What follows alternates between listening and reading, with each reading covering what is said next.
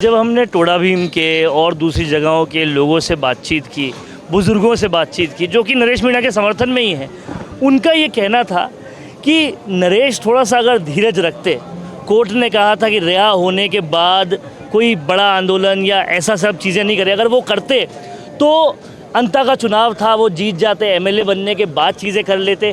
क्या आपको लगता है भाव विभोर वो ज़्यादा हो गए, उसके चक्कर में ये सब कुछ? देखो, गांव से आने वाला हर व्यक्ति भावुक होता है, इसमें कोई दोहराई नहीं है।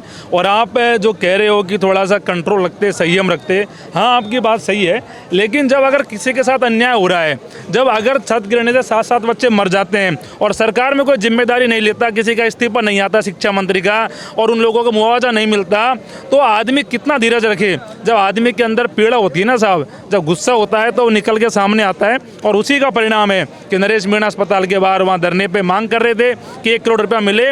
मेरे को ये बताओ, जब प्लेन क्रैश हुआ, जो हादसा हुआ, हादसा कहीं नहीं होना चाहिए, वहाँ पीड़ित परिवारों को 1 करोड़ रुपये एक सरकारी नौकरी की बात हुई।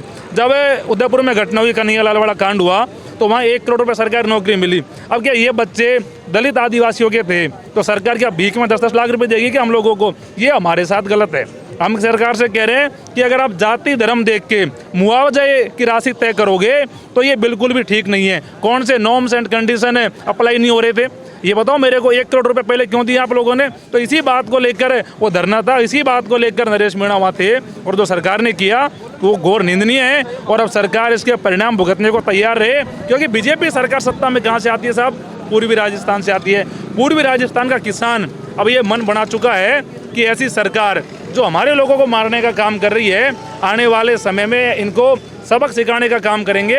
और जो नेता इन पार्टियों में गुलाम बन के बैठे हैं, जो आज ना तो जालवाड़ पे बोल रहे हैं, ना और मामलों पे बोल रहे हैं समाज के, ना लोगों के साथ आ रहे हैं, ना न्याय की बात कर रहे हैं। 5 साल में जीतते हैं, वोट ले लेते हैं और घर जाके सो जाते हैं। अब ऐसे नेताओं को भी ये लोग घर बैठाने काम करेंगे, क्योंकि ये पूरी लड़ाई, ये साहब पूरी अब लड़ाई एक जंग छिड़ गई है।